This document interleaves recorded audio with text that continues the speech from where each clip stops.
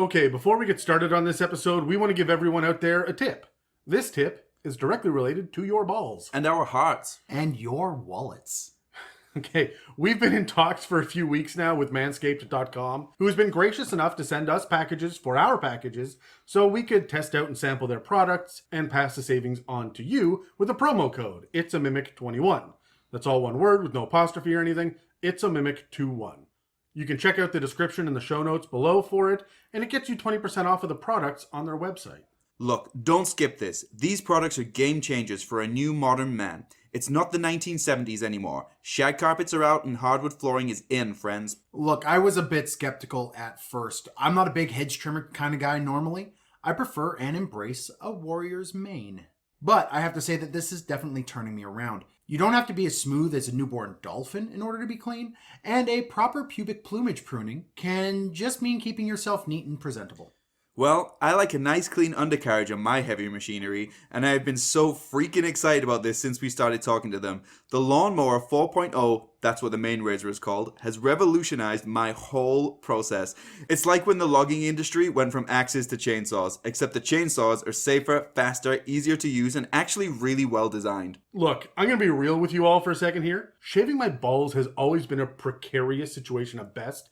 It's not like a cheek or a neck or even an armpit or leg.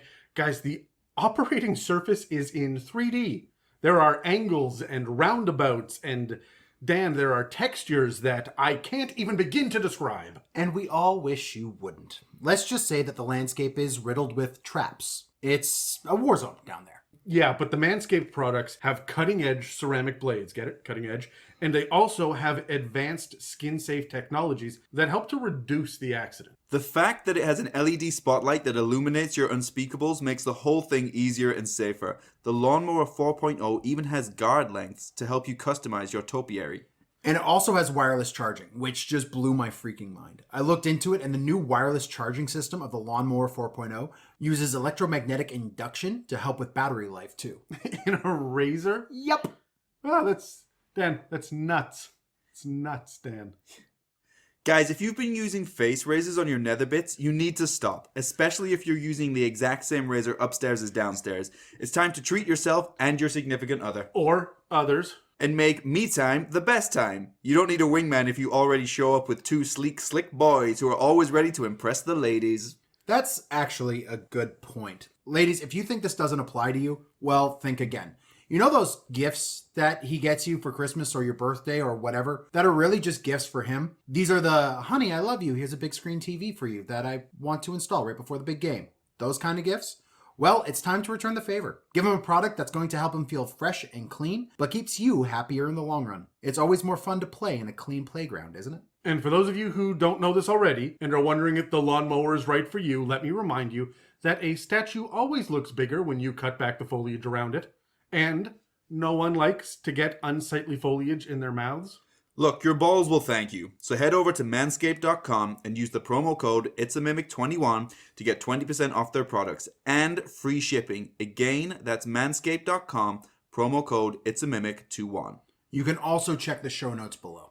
Because you want to reduce the risk of nicks on your nuts. You want to feel better and stay cleaner from navel to tailbone, and you want to lower the chances of ingrown hairs and other accidents. Believe me, I spent like 20 minutes yesterday shining up the family jewels, and I will tell you now that I was freaking amazed at the difference. You mean like the difference before and after? No, I mean like the difference between the lawnmower and the other razors I've tried in the past. Lawnmower 4.0 is absolutely superior in every way. Well, I was a carpenter for years, and let me tell you that using the right tool for the right job is always the path to success. Did you guys use the deodorant and ball toner? I gave the boys a quick spritz, yeah. No. I was distracted by the Weed Whacker. It's a nose and ear trimmer that they sent us. I got all sorts of clean and revitalized orifices now, and it was such a simple and painless process. Hold on, I brought them with me because I wanted to talk about them. Give me your wrist. That sounded like weak ejaculation. It smells so goddamn good. It really does. Man, I want to rub it on my face, actually. The weak ejaculation? He says rubbingly. Was that the deodorant or the ball toner? It was that was the ball toner, I think, wasn't it? That was the ball spritz, toner. yeah. Okay, so ball toner, if you don't know, is like a little spray down below that gives you a pick-me-up of freshness if you don't have the time between the end of work and like a date. It's not a shower replacement, but it's like a breath mint if you can't brush your teeth, right? It's a courtesy thing, and it actually feels pretty great. It smells good too. The thing I like about it is that it smells almost natural. Yeah, it's not like you dipped your balls into a strawberry milkshake or anything. You still smell like a man. You just smell like a clean man. And there's something to be said for, like the confidence boost you feel. Even if you're not out waving your sword every night, staying clean and fresh just feels better. So head on over to manscaped.com and enter the promo code It'sAMimic21 to get 20% off any of these amazing products. Your balls will thank you. Or as I like to say, clean up your dungeon so your dragon looks bigger, feels better, and gets to roll initiative more often. All right. Speaking of which, let's kick Terry out and get Brad in here for the actual episode. Sure. So with the three of us sitting here around the table, I want to know, if we had a coven, what would the name of our coven be? Oh, no. I didn't think I'd stump you. Okay, well, it needs to be... Well, no, we're clearly the Three Stooges, right? We've got the bald guy and then the curly guy. The curly guy. Yeah, so like we're clearly the Three Stooges, And you're just giving yourself Mo? Mo. pretty much. Egotistical bastard. Well, why I oughta? Nya, nya, nya.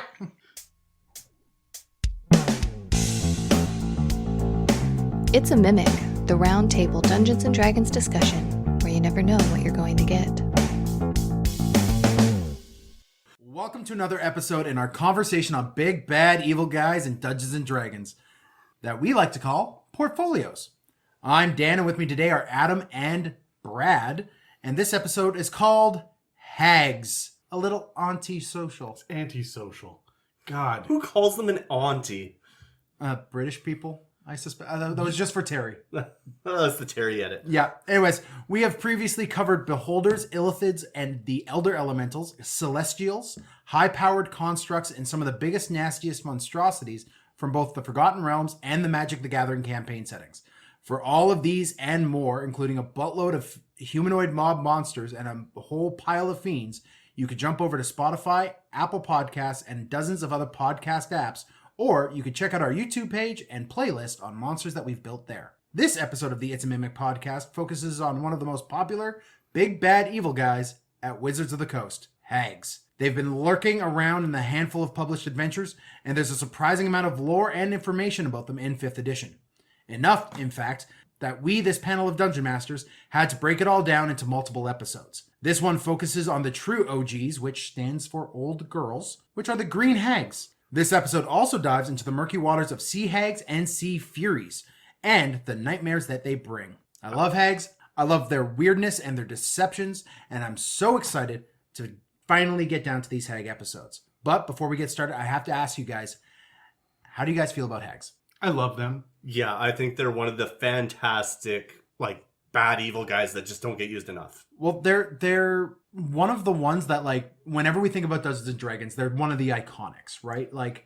They for people who've been around a while, they are. Yeah. If you have played, they're iconic. If you Yes. haven't, you think Beholders and Mind Flayers and Dragons, right? Yeah, Hags, they don't show up in the art. They don't show up outside of the community. They're never on the cover. You don't get a whole bunch of cool fan art for them. Yeah. It's not elves and dwarves and tieflings as far as the eye can see. Yeah.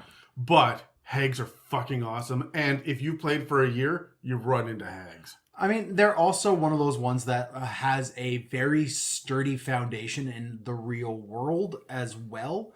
Beholders are weird, but they're D&D.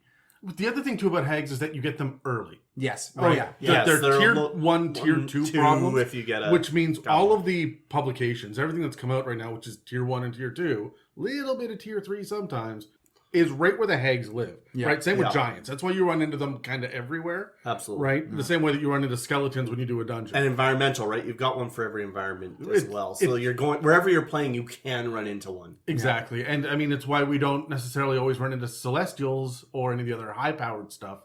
But you are going to see Hags regularly. And also, they're devious little fucks. So Yeah, I They like are. them. There's a lot you can do with A them. lot of flavor to them, too.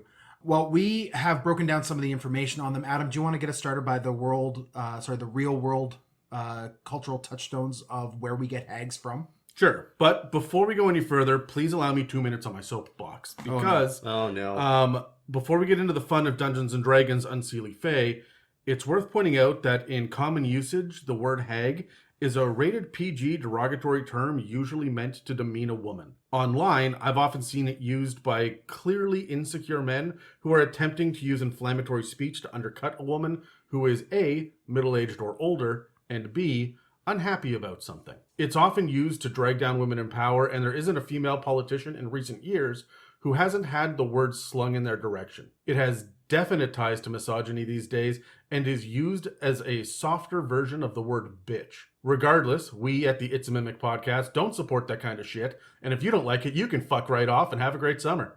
We're all for a good-natured ribbing and an intelligent insult here, but hag, unlike bitch, is always a direct insult toward a specific group of people, and that, my friends, makes it a slur. Yeah.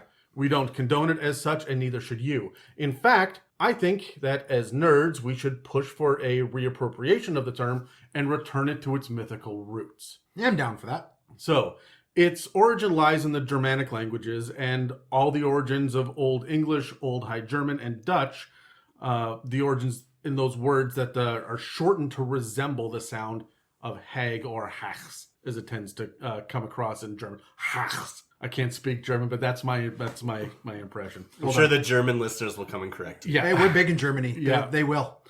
So you can actually trace the origins back to the Proto-Germanic word of, I'm going to do my best here, guys, hagetsuchon, and it actually may be based on an even older word that means hedge, which is neat if you think that hags may share a similar origin with hedge wizards. Oh, cool. Are you familiar with the idea? For those of you that don't know about a hedge wizard in D&D specifically, but also in other fantasy lore, is a magic user who is self-taught.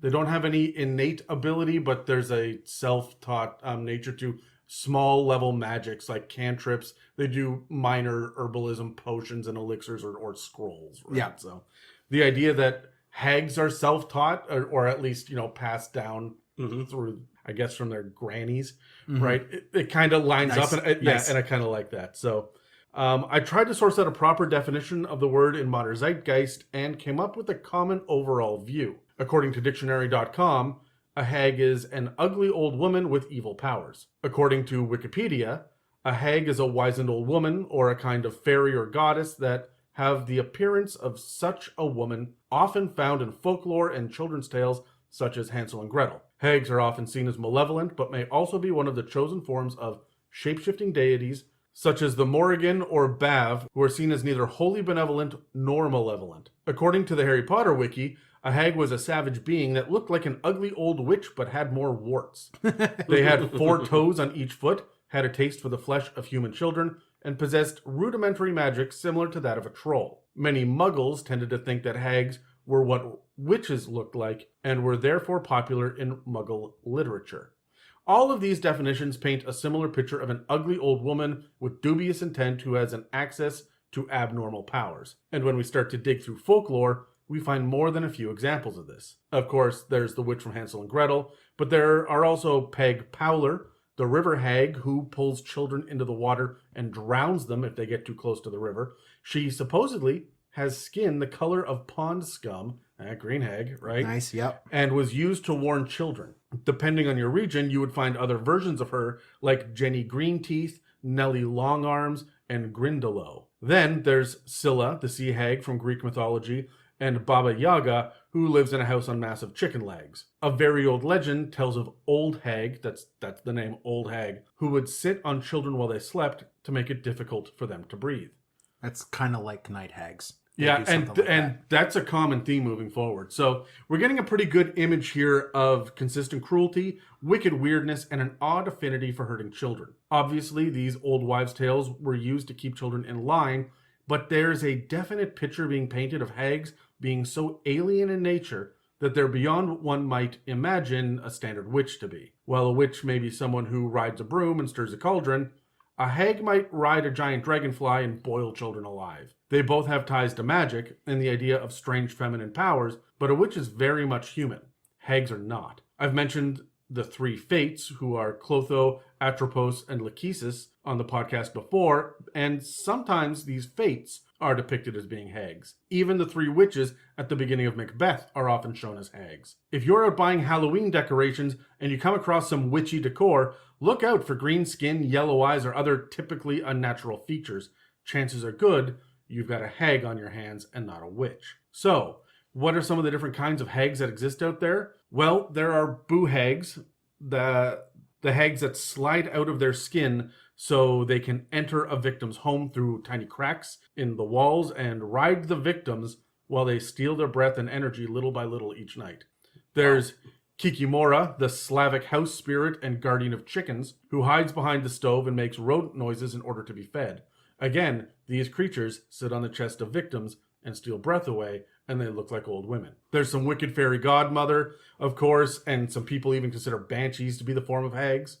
Muma Paduri of Romanian folklore is a forest protector who drives off unwanted visitors by driving them mad. Black Annis of English folklore has a blue face, long arms, iron claws, and a taste for lambs and children. We, of course, get a hag in D&D that's clearly based on her. The Annis hag. Yeah. And then there's the Badabat, which is a hag from Filipino folklore that is an obese, tree-dwelling female spirit that gets revenge on anyone who chops down her tree. If her tree is used as building materials and someone sleeps near it, that Badabat will transform into her true self while the victim sleeps and, you guessed it, sit on their chest and steal their breath away. The point here is that hags, no matter where they're from, have some common tropes beyond the magical powers and ugly demeanor. Like, they like to attack children, they like to attack people who are asleep, and they aren't human, and they're connected to nature somehow. And remember, they're always female. Exclusively so. So, how does this translate to D&D? Well, still, they're always female, and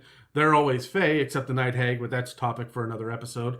They, like witches, form covens, but the covens of hags are always in threes by traditional D&D lore. I expect that this is inspired by the Fates or Macbeth. Baba Yaga and her house definitely exist in Greyhawk, and now the Forgotten Realms in 5th edition, and they're ugly, gross, weird, and a little insane. Dungeons & Dragons does seem to blur the lines between witches and hags a little more, though, as D&D hags lean into cauldrons, familiars, potions, and bargains with villagers, which are traditionally witch things. Yes. But one thing is absolutely clear in 5th edition. Hags are a big fucking deal. They are easily one of the more active and proactive villains in the published 5e materials so far, and chances are good that you will find a hag as early as Tier 2 to be a villain, or worse. They're often used as side plots and minor schemers, but they can become a lot deadlier if you aren't careful. After all, they have enough tricks up their sleeves to give any DM the power to fuck with their party, and their sneaky, duplicitous ways and their bizarre intelligence means that you rarely, if ever, get the drop on a hag, as Dan has learned the hard way. Oh, multiple times. Facing off against covens in my campaigns. Yeah. So let's actually break down what we get for hags in Dungeons and Dragons. They are one of the poster childs for cruelty and evil in D&D. They are withered, immortal, and Volos does say that their lifespans extend beyond that of even elves and dragons. So they're more immortal than other immortal things. Elves and dragons are not immortal in D&D. They are in Tolkien, and they are in other fantasy sources, but not in D&D. They're just long-lived. Long-lived, yeah. Might as well be immortal for us young humanoids. Oh, yeah. Anyways, so they are... these are actually immortal crones, then, who are filled and fueled with malicious wickedness. They originate from the Fey wild, but carry none of the beauty that realm, short of a dark, whimsical naming habit. They are crooked... withered, wispy, they are crooked with thin, wispy, wet hair, blistered, blemished, and sick, pale, sickly skins with boils and warts. Their clothes are usually tattered, worn, filthy, and their voices are hard, shrill, and menacing. Universally magical, but not divine, and very specifically not divine because they hate the gods, and they will blaspheme them whenever they can. They're also incredibly powerful, with the most powerful being able to even rival an archfey, okay? And we're not talking about in a coven situation either, okay? These are typically old hags and are reverently called grandmother by other hags. Their magic is also weird, and that's a technical term. It defies both traditional paths of magics of arcane and divine thought. Mechanically, you can look at the charms section of the DMG and then apply an appropriately leveled spell effect to it. like a bat's wing, broken and covered with thick red paste that when torn in half and thrown, create a fireball. Mix this in with traditional spellcasting, and they get pretty beastly pretty quick. These weird charms are also consumable items, and because of that, any DM custom making them should limit a hag to 1 or 2 uses of them per fight, as they can alone outbalance an encounter fast, and since you only have 1 or 2, can also make them memorable. Now, hags don't reproduce in the typical way that you would think. They actually reproduce by stealing humanoid infants and eating them. A week after the consumption of a humanoid infant, the hag will birth a daughter who looks human until about her 13th birthday. Yay, numerology. When at that point, she transformed into an identical version of her quote-unquote mother. That is how hags reproduce. They also believe themselves to be the smartest and most wise of all creatures, and they want you to know it. They are excellent sources of lore, magic, or dark knowledge, as long as you come to them with proper deference and manners. And no info is given freely. Bargains can be made that the hag engineers to cause the downfall of anyone foolish enough to enter an agreement with them. These deals are not like those of the fiendish devils, where a devil wants your soul, the hag wants the joy of watching your life crumble around you in your lifetime.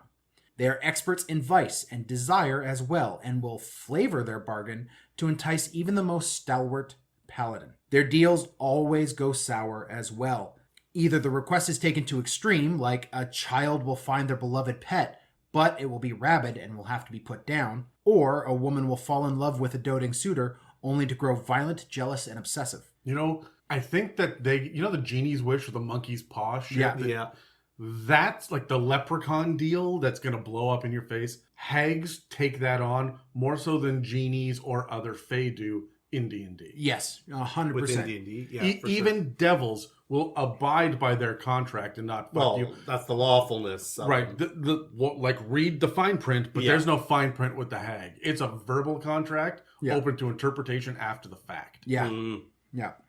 And hags love their deals. They will often live close to surrounding villages just to make sure the village knows that they're roughly in the area, and then they will sprinkle discord and various harmful effects in the area to try to entice people to come to them to make these deals. They are actively pursuing making a deal to watch someone's life crumble around them, and that is just the most evil and corrupt thing I could think. So I love that. You got to think with that level of evilness and corruption, you live that long, you got to find a way to entertain yourself. This is a natural fit. Oh, I guess so, yeah. You know, the only other thing I think that I know off the top of my head that does that in D&D is a green dragon. But green dragons are way more subtle, and they don't want you to know that they're doing it. Yeah. They're more subtle in their presence, whereas the hags are basically, they're not waving a flag per se, but you know they're there. Yeah. I don't know. I've seen some hag flags. That'd be a thing, definitely. Come to me, I will help. Yeah. But they may be posing as a weird woman or a seer or something else, right? Yeah. Absolutely. They would be hiding themselves as a hag, but they would let you know that they are there. Mm-hmm. Yeah. Well, the other thing about hags is they love the twisted, broken, and dead things of the world and will decorate themselves and their hovels with bones, corpses, dried or held wet, organs, and filth. They hate beauty and will take it upon themselves to attempt to fix someone they think is too pretty. And fix in a hag way is to disfigure them in some way. Claw attack. Yeah. This will sometimes involve infecting with disease or plague, or just straight up murder as well. Their homes and lairs are the same. They sit in inhospitable places where the environment itself can kill a visitor before ever knocking on the door to a hag's home. That said, they aren't far, like I mentioned before, from human settlements, and with the desire to corrupt and destroy humanoids through their devious deals too great for the hag to resist. For such evil characters, though, they have a code, primarily that amongst other hags. They may hate each other, but they not only know of and respect each other, they also go out of their way to greet and be hospitable to other hags, and will never break another promise to a hag, unless the promise was made with, in the monster manual it says, fingers crossed. Which leads me to believe hags are also incredibly superstitious. Doesn't say that explicitly anywhere, but They're omens and totems, and it makes perfect sense that they would fork the evil eye at you to cast a spell. Oh, 100%. Yeah, like they would purposely put ladders around their house just so you would walk under one. Yes. Right? Yeah. Keep black cats in the neighborhood. Yeah. Have some mirrors just waiting for you to trip over and break. Oh yeah. Now, they are creatures of chaos, and they are often unpredictable and dangerous. So, players, give a hag a wide berth. Sidebar, you had wide berth written in here, but like the wrong kind of berth. And I'm like, well, they are spewing children out. Like, how fast is the development on this? Is going to get weird and gross quickly. A week. A week is... Oh, I know, but like that's you know, when they reach like 13 years, do you think that they have like this really short gestation period, like it's a year a day? Oh, turning into the hag? Or is No, it instantaneous? I think instantaneous. I think it's like you wake up the morning of your, like, the day after your 13th birthday, and you are a hag. Oh, see, I pictured the day of your 13th birthday, a slow progression over the day, but by the end of the day, you've gone You're from thinking like Teen 13-year-old Wolf level. Yeah, thing. you've gone from 13-year-old to hag over No, 24 I was hours. thinking like you are 1 year old on Monday, you are 2 years old on Tuesday, you are 3 years old on Wednesday, because they're not birthing. It's not like regular Fae where they are trading babies. They birth the child, the daughter, and then they keep them. Yes, dude. Well, yeah, yes and no. Not always. Sometimes they keep them. Other times they let them go live back in the human villages and be adopted, just to watch the chaos of someone living that full 13 years of life, the family growing attached over 13 years, and then it's shattering when they turn into that monstrosity. A hag loves that shit. They live for that shit. They would probably build a deal specifically to have the opportunity to do that. Oh, yeah, right? Like, I just, yeah. Yeah, absolutely. So, we mentioned that hags are also fae, and they sit neither in the Seelie or Unseelie courts. Both courts have no time for hags, because both courts still like beauty, okay? Although the summer and winter queens, or as Volo says, the queen of air and darkness, know the the Fae hag... is still so poorly defined. Yeah, in yeah. C&D. Queens know that a hag is a valuable source of hidden lore, forbidden knowledge, or forbidden treasures, but they cannot handle the hideousness of the creatures, so they only do a deal with them from afar when there's no other options available or by proxy. Okay? Let's talk about what a hag's proxies are. A witch or a hag never really likes being alone. They will employ, through an interesting charm, spell, or just plain old leverage, the services of a creature for abuse and protection. Volo does let us know that this could be anything from the payment of a deal to a spell that will cause the creature's heart to stop if they disobey the twisted Fae grandmother's will. This isn't limited to just one creature too. That's more of a bare minimum. The hag will also enthrall a large group of innocents to hide from a holy paladin's rage. Volo specifically mentions like a whole group of farmers that the hag will then stand behind. Yeah, Paladin won't touch the farmers, but he can't get to the hag without going through them. Yeah, and just to watch what the paladin does. Like, come on, come get me. Oh, you killed one. Wow, that was a step. The corruption of the hag will take hold of such minions and pets with time too, and they will become misshapen equally as the hags themselves. There are charts to further help an aspiring DM choose a servant or brute to aid their hag mothers, and that's on page 62 of Volo's. Now you can roll a d8 for servants or a d12 for brutes and get a selection of things like a rug of smothering, or 1d4 flame skulls, or 1d6 plus 2 ettercaps, 1d4 plus 2 werewolves, or 1d4 fucking Oni. Yikes. Yeah, that's Fun. big. Imagine Right. 4 Oni, and then you get Well, to the... you think a green hag, which is CR of Again, witches. yeah, Uh, which is a CR of 3, and an Oni, which is a CR of what, 9? yeah. Like they're it's up there. They're up there. So even the Oni, these massively powerful creatures, are enticed into these deals with the hags, and the hags then control them. It's like, wow, you're really big and powerful. I like you. You're going to do everything I want you to. Remember, the challenge rating is based on combat only. The Yes. influence of a hag is far more widespread and insidious than what the Oni are probably used to. So they could offer things like fame, fortune, glory, even though it's not written in the stat block, right? That Of course. the Oni may want.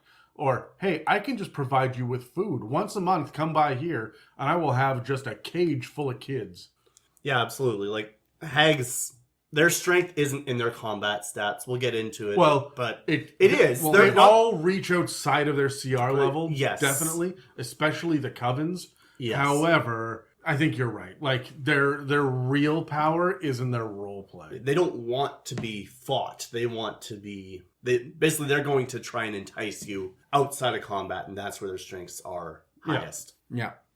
So let's talk about the base hag we have in D&D very specifically, and that is the Green Hag. Okay? They are the traditional crone in the deep of the woods. Green Hags like to draw people to them by mimicking the screams of a crying child or hurt loved one and then isolating them and torturing them, all to watch hope and joy fade from their eyes. I view they get this from living close to a town, and they just sit there and listen. It's like, oh, that baby's crying. I will then mimic that later. Oh no, they send in ravens, and they get the ravens to come back and mimic. Oh, the that's even better. Love that. They are CR3, but if they are part of a coven, that goes up to a CR5. Also keep in mind that if they're part of a coven and their CR is higher, there are 3 of them. So individually, each one is It's a CR5. Correct. The Yeah. Coven is not CR5. yeah.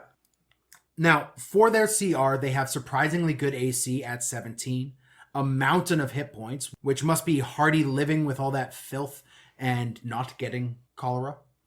They have incredible strength and a strong con with high and moderate social stats. Okay. They excel at stealthing through the woods and finding victims. They breathe both air and water, which is cool, but would be far cooler if they also had a swim speed, which they don't. I don't know that Green Hags need a swim speed. They're wading. They're not swimming. Yeah, I honestly see them as just stepping back 4 feet into the swamp and slowly sinking into it, smiling as they disappear from view. I'm 100%. And that's what that's for. I'm with you. I would be okay with a swim speed of 20 feet. It doesn't have to match their land speed, but at least something better than that. Because if they could breathe water, they should exist in water. I'd want to see them have some benefit of a swim speed. I mean, they have high strength, so I guess they're just strong swimmers anyways. Right, but you got to keep in mind, too, that they're going to sink down into the swamp smiling. You're going to run up to the bank to be like, okay, where'd they freaking go? And then 3 giant toads are going to come out at you, right? Like, you're still not done with the hag. Yeah, I guess that's fair. You don't need a swim speed because the hag has got minions, motherfucker. Now, the Green Hag also gets that mimicry ability that I mentioned earlier, as well as innate spellcasting, specifically the cantrips Dancing Light, Minor Illusion, and Vicious Mockery. I really, really want them to get Otto's Irresistible Dance. They do in covens, Yeah. but not as the base Green Hag. Now, if forced into a physical confrontation, we did mention that they have these massive claw attacks, which, as a CR3, is a +6 to hit with 2d8 +4 damage. Like, holy shit, these things a pack a decent- punch. At a CR4, that's a good punch. Yeah. Or 3, sorry, CR3. Imagine 4 level 3 party, like Yeah. level 3 characters going up against this thing. Your barbarian has what, 36 health, and this thing could take him down in 2 hits? 36, but it's acting like 72. Yes. Well, I guess that's true. Are they magical weapons? They're Claws not. are not magical. Yeah. Now, they can also create an illusory shroud around herself to make herself seem like another humanoid creature of about the same relative size.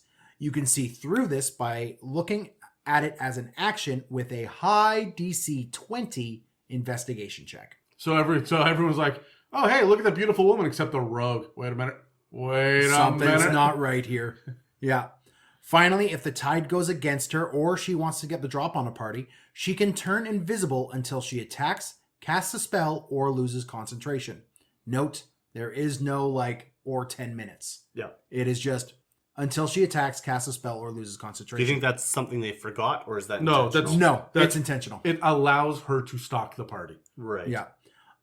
And it further enforces it because as a bonus feature of this action, she leaves no trail or evidence of her passing while she's invisible in this way. And that to me means there's also no waves in the water when she descends. That is why it's perfect for her to just disappear into water, and then you go and you look, you're like, okay, she's not There's there. no. But she's like swimming away. Right. Oh, but she could disappear into a full cauldron. Yeah. You could go peer in, and she's not there anymore. Yeah. And you can say that as a DM, and unless the players are stabbing the water, which a 50-50 with most They players. just might do that. Right. But like they could very likely just hide in plain sight with this. Yeah. Now, there is a notable green hag to talk about from the lore, and that is Nanny Poo Poo. And she is from the Tomb of Annihilation. Tomb of Annihilation. She plays like a typical green hag, but doesn't necessarily hunt down the party. She plays more a role of quest giver, sorta. Her main goal is to clear out a local nest of large-sized pterodactyl men that have been causing her issues. However, after you do that, she wants to eat you. Being a worshipper of Myrkul, Lord of Bones and one of the Dead Three, she can also raise one of your dead party members into a zombie-like character. Considering the plot of Tomb of Annihilation being that resurrection magic has stopped working, this is a massive boon to the party. But, like a green hag, nothing is free. She may ask your party to clear out and bring pieces of the forces in Camp Vengeance to her, or some scales off the back of a nearby Naga. Both will almost certainly be used for nefarious purposes. What goes into this little bit of weird magic that raises the dead? Well, the ritual of stolen life, as it's called, requires your dead friend, a gem worth 100 gold, an hour of time, and another humanoid sacrifice. A goblin, a grung, that like one of your party members, it doesn't really matter as long as it is an intelligent humanoid, probably because of the soul? She sacrifices this humanoid, traps its spirit in the gem, and implants that in the head of your fallen friends, right in the middle of their forehead. With a little prayer to Myrkul, the spirit battery lodged in the head of the still very dead but at least ambulatory friend acts as a soul, and your friend comes back. There are some changes though. Firstly, and most obvious, they're undead. The benefits, the not needing to eat, drink, sleep, or breathe, and the negatives to that, goodbye healing magic, still apply. Also, your max HP drains 1d4 per day at dawn. No spell can slow this effect. Finally, when the HP max hits 0 on this creature, the gem shatters and your friend dies again. Fortunately, though, this doesn't prevent your character from being resurrected later like most undead stuff would. When you finally figure out how to cast resurrection magic again, and that character is raised, they have no memory of their time as an undead, but still retain the XP and levels that they gained while being undead. I mean, we're not monsters. Here's how you slow it down. Time stop. You're only slowing it down by a number of rounds, but That's technically time stop. That's a 9th level spell. Well, You don't get there in Tomb of Annihilation. maybe you don't.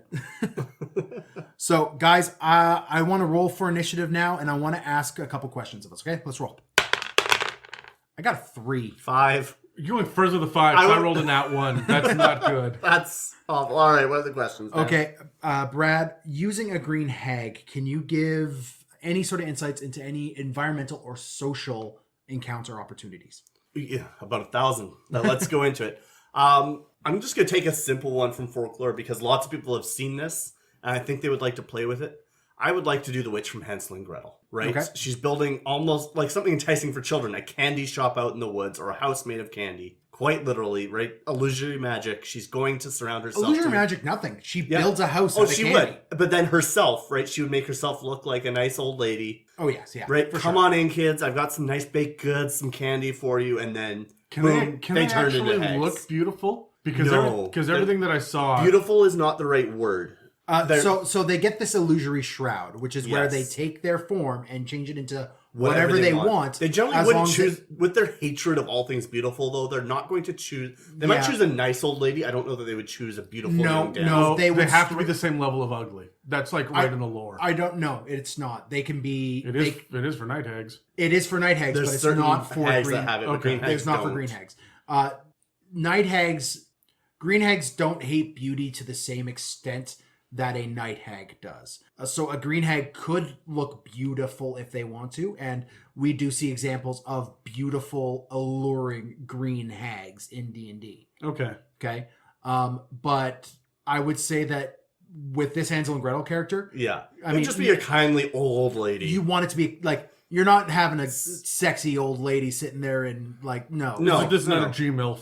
no. No, Oh. this is just a like Yeah, she's It's somebody's a grandma. grandma. It's Yeah. somebody's grandma. It's Nana. coming you in Nana wants you to with come a- over and have with- some cookies. With a very sweet voice. I can see you're lost in the woods. Let me get you some food, and then we'll find your family. Come warm up And in. then- I mean, by the oven. Yeah. Yeah. And then boom, she's probably going to eat one of them to make another hag. And then the other one is just going to be lunch.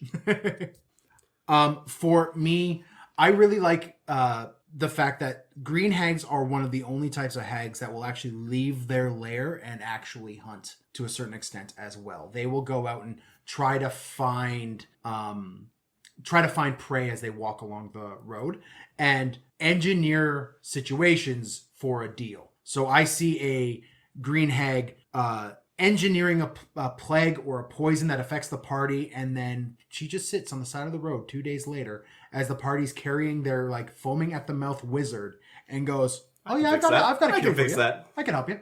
If it's an elixir or an antidote, sure. But if they're going to put curses on, it is worth it to note that the standard hag does not get remove curse. Even covens can bestow curse, but can't remove it. Yeah. No, I mean, you have a paladin, so who gives a fuck? But, like, that's still an issue, and I have bitched in the past. We did an episode, it's one of our conditions episodes, where we talked about curses and how to bump them up and what's wrong with the way that curses work in D&D. And we'll go into it probably in a future hag episode, because seriously, fuck, you need a curse with a hag, right? Yeah. Like, Yeah. that's a thing, but all the curses suck and are easy to fix.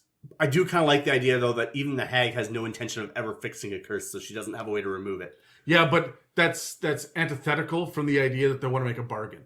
Right? Yeah. I want them to bestow a curse and say, "Come on back." But they and undo don't it. plan on ever fulfilling their end of the bargain. Yeah, well, actually, that's actually a good point, because is that antithetical to their bargains? Because their bargain isn't, I'm going to curse you, and now I will remove that curse. That's not their bargain. No. Their bargain is, here's the shit that I have engineered in your life that's going wrong, and I will give you a solution to it that will eventually decay as well. They're not removing the curse from you. They're just removing the current circumstances from you. Nah, you're looking at it differently. Thinner.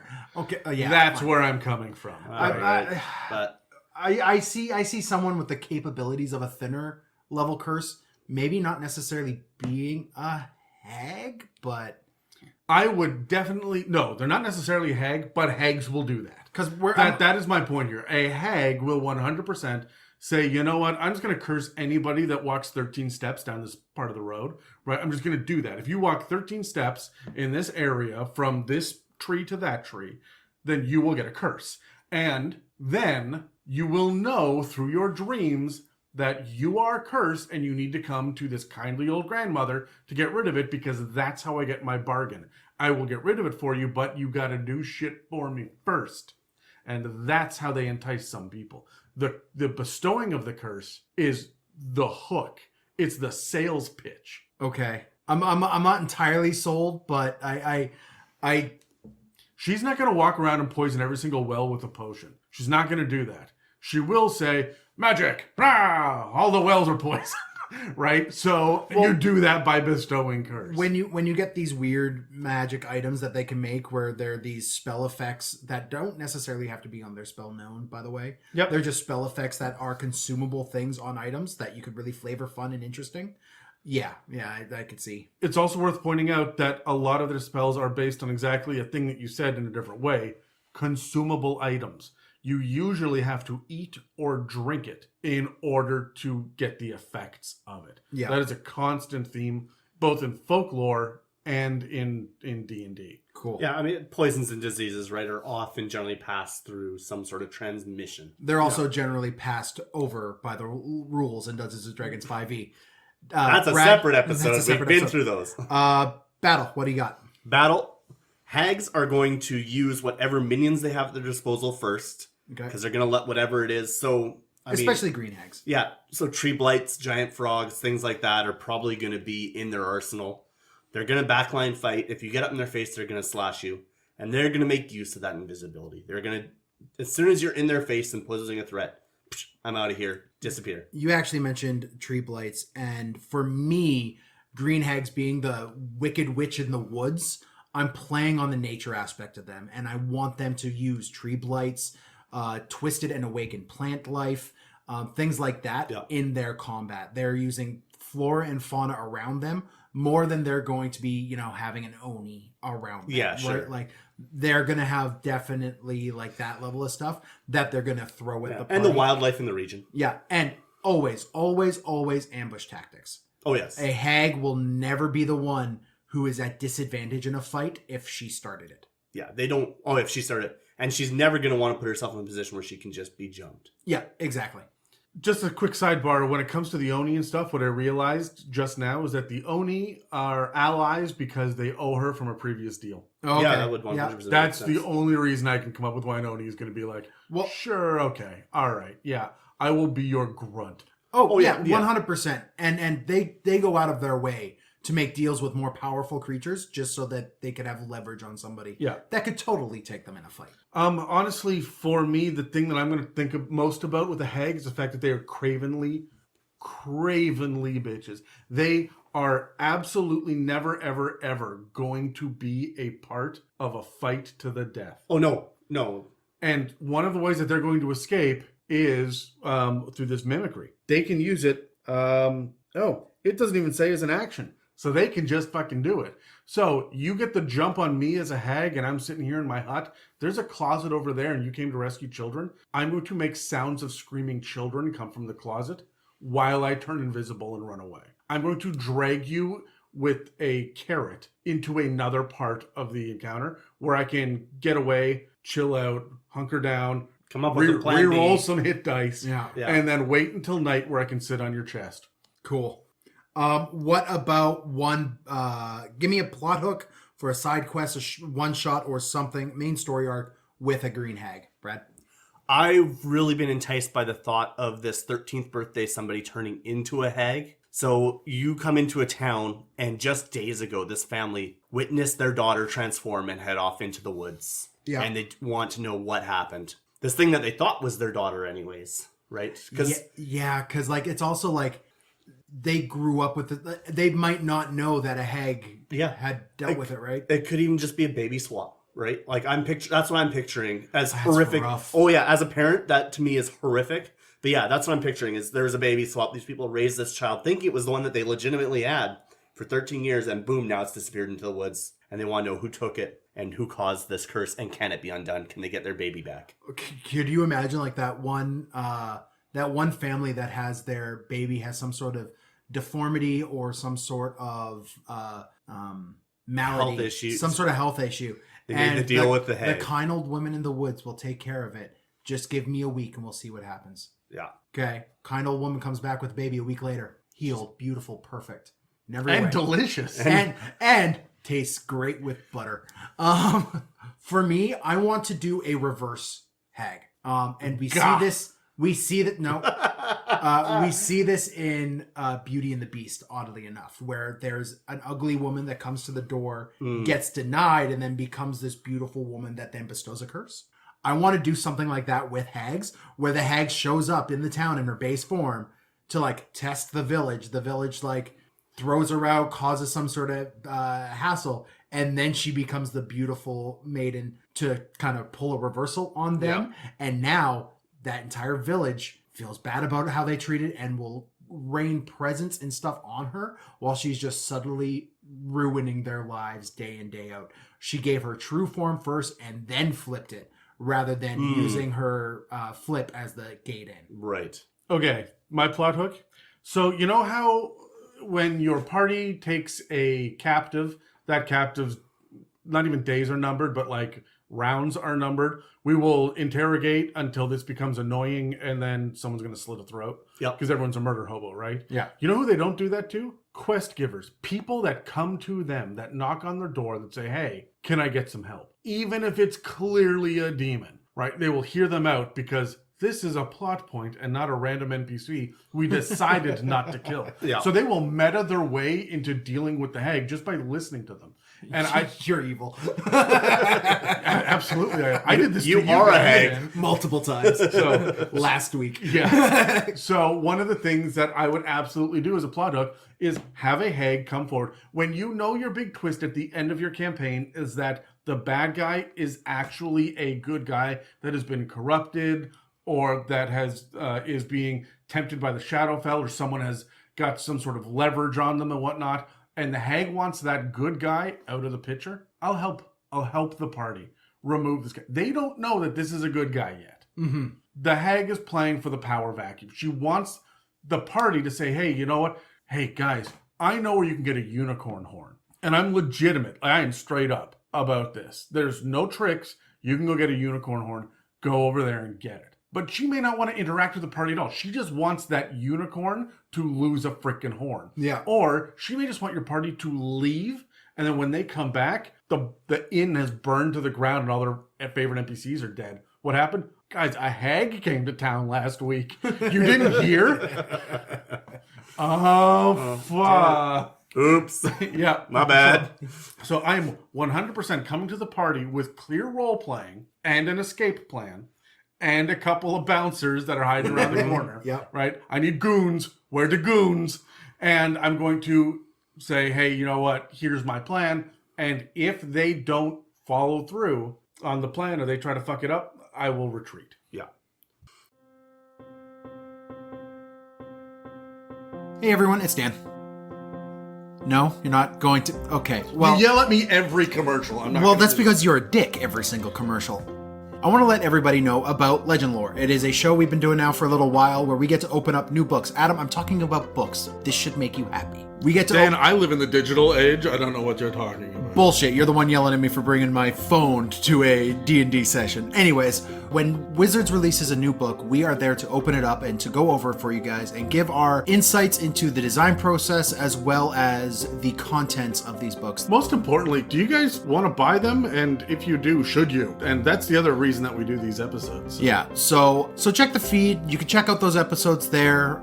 We are covering any new release as soon as it gets there, as well as covering some of the backlog as we get to them. Honestly, it's whatever we are currently researching that we start to get passionate about, like the Ravnica and the Acquisitions Incorporated books, And the Fae book. which you guys may not necessarily have picked up, I but when like we them. were flipping through it, it was freaking awesome. So we wanted to share it with you guys. Check out Legend Lore. It is a little side project that we're working on when we get to it, and it's based on Wizards of the Coast release schedules, but we hope you guys like it. You'll also get to hear Dan talk about how much he absolutely hates Sword Coast Adventures Guide in just about every episode.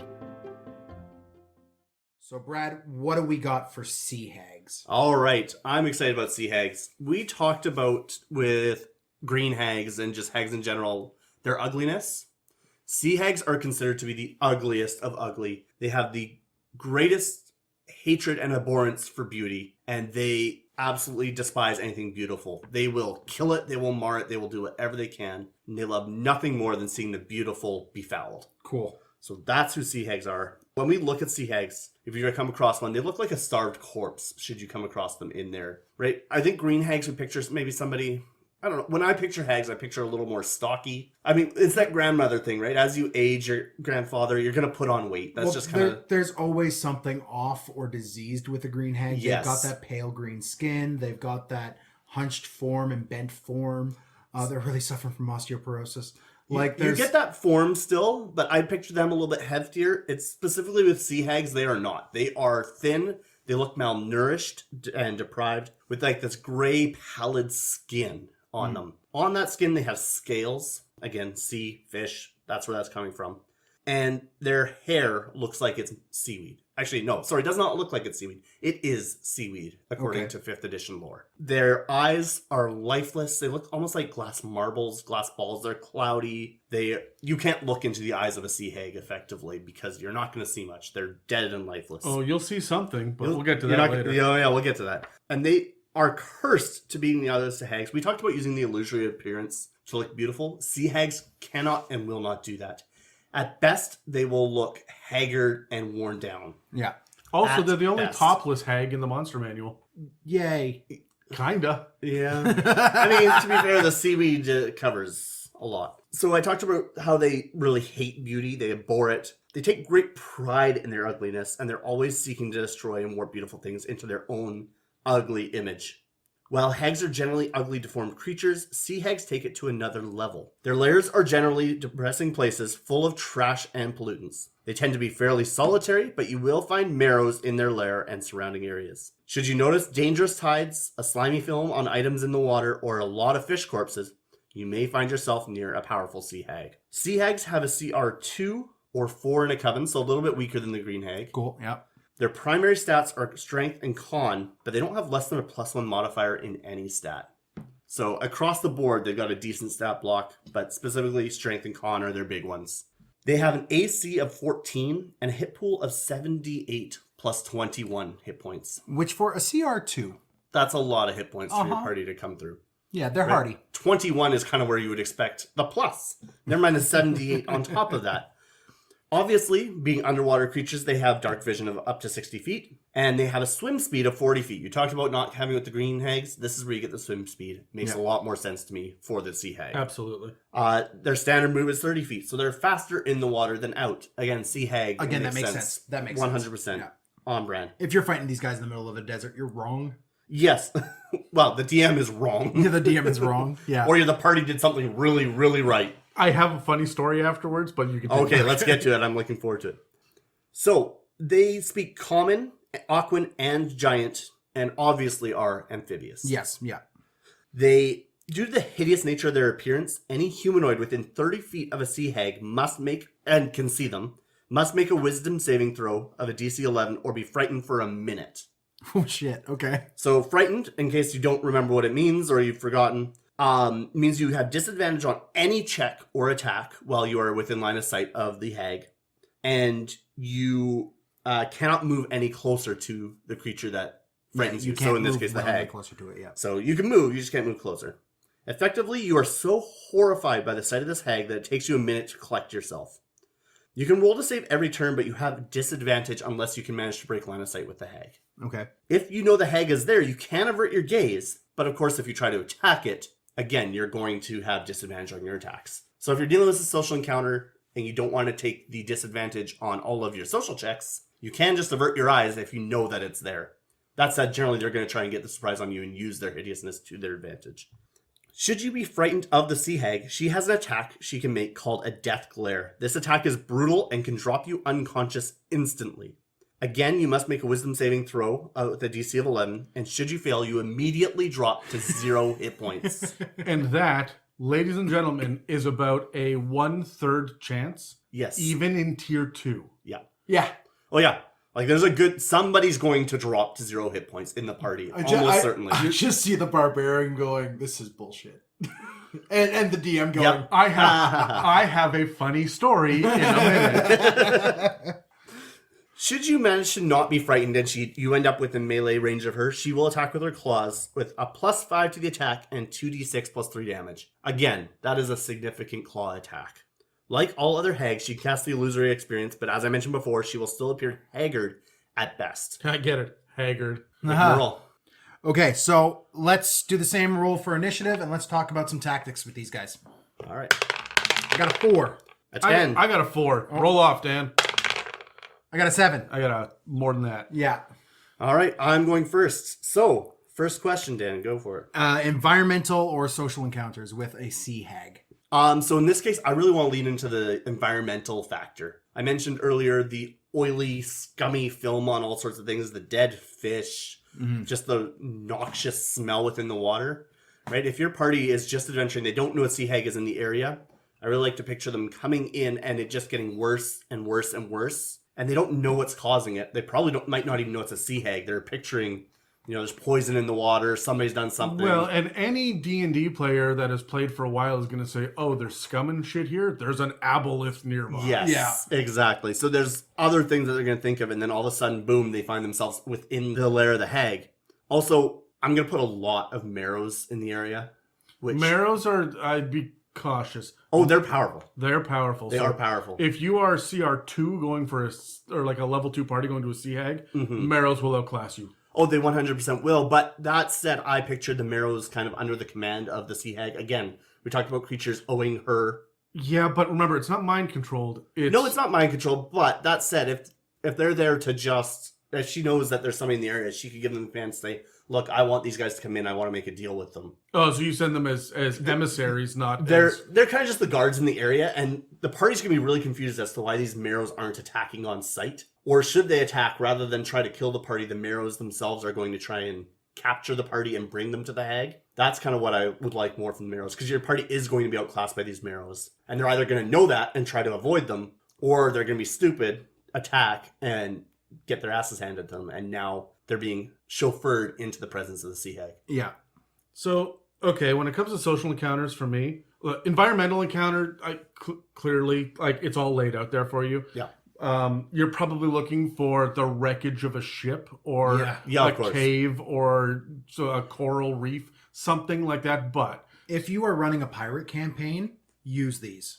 yeah, however, Meaningful glance towards Brad, who is in my pirate campaign. so the thing for me for social encounters for these guys is remember they're smart, Yes. right? So if they're going to send an emissary or they're going to parlay with the party, they are absolutely not going to face off against the whole party in a limited space. Yeah. Yeah. They want you in their lair, Mm-hmm. but one or two of you. CR2 is only good against a 4-person party. So separate, divide, and conquer. And I'll tell you right now who you don't send. You don't send a Triton. You don't send a Sea Elf. You don't send a Lokatha. That right there means that the Sea Hag is having sushi for dinner. And you don't send a Bard. Because what do they hate more than anything else? Beauty and charm and lovely things. So your half-elf, your Bard off the table. Which means, ladies and gentlemen, you are sending in a Warlock and a Barbarian to go in and negotiate. Probably an Orc and a Goliath as well. Right? Like, you want to send the appropriate people to deal with this. Just a shaved dwarf. Oh. That's just not nice. To the dwarf or anyone else. Sorry, Regdor. We have to do this. We're about to talk to the Sea Hag. No.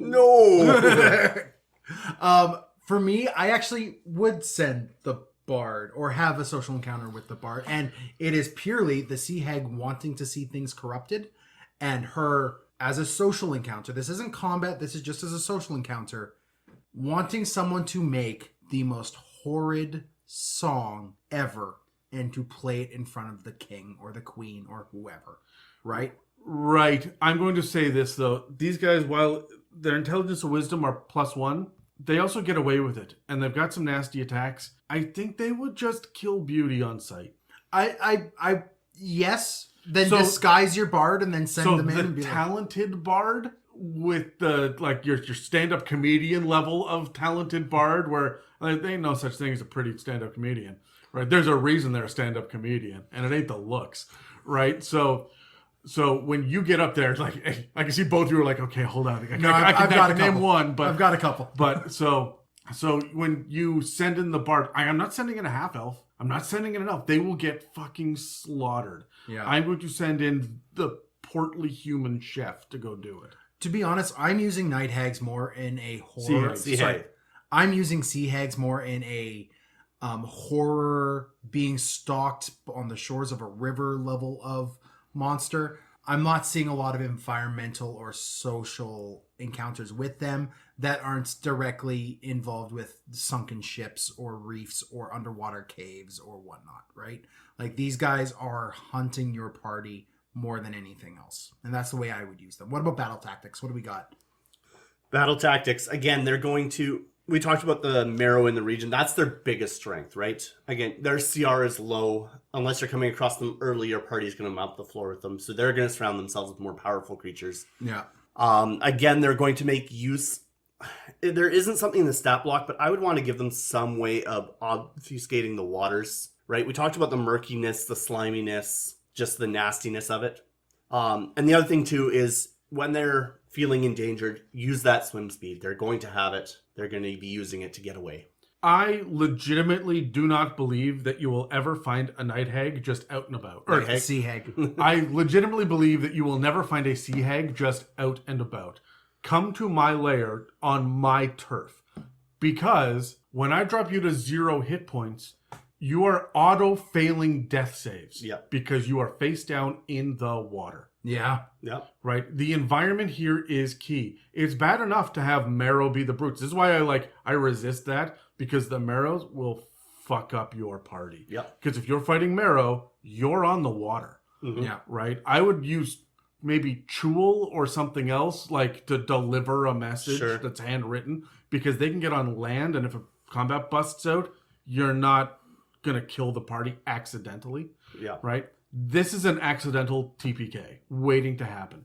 Let me tell you a funny story. I had way back when a demon keep that went so poorly for so many reasons, but one of the grand highlights for me, the things that went well, was when I had a room of sea hags. They went in and they had cast Detect Evil and Good, right? And I'm like, yeah, no, there's Fae in here. It's not demons. I'm like, oh, good, Fae. And then they got ambushed by a demon outside. So the fighter, the ranger, the monk, and the barbarian were fighting a high-powered demon. And remember, they're level 11 at this point. And so the barbarian turned around, ran into the room to get Fae help, and ran into a coven of sea hags.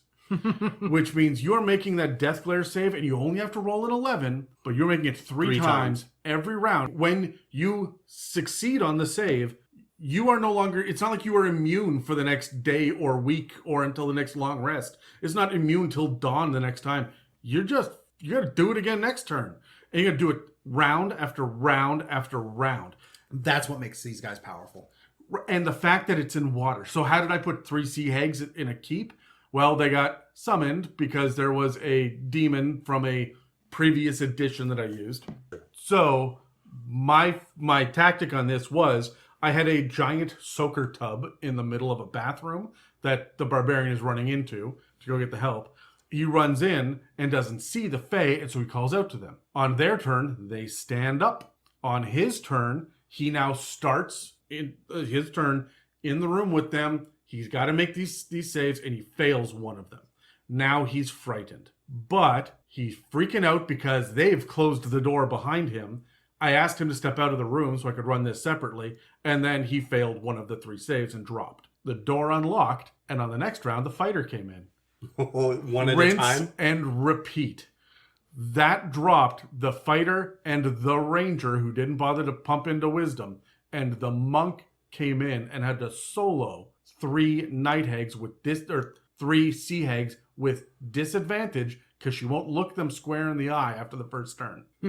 And I nearly had a level 11 TPK with a CR4 coven of sea hags. Yeah, These guys are freaking deadly. And that was not in water. Were you using the coven spell abilities and everything as well? Didn't need to. Jeez. That death glare is, I think, not properly represented in the challenge rating, especially when it comes to a coven. The thing is, it's DC 11. Yes. Right. It is a low DC. But So, and you have to make 2 saves. You have to start your turn there so you know that the sea hag is there. yeah. Right? And you have the ability to run the fuck away, which you would do if frightened. Sure. Right? Give them one of the weird magic charms. Yep. A stick of incense that they burn that causes you to have a higher DC cause fear effect. Yeah, sure. Like, it doesn't, And you doesn't one or take two much. per hag, you're fine. Or just, hey, you know what? It's a small charm, so it's going to work on most of the players there, and they will just have disadvantage on wisdom saves. Mm-hmm. There you go.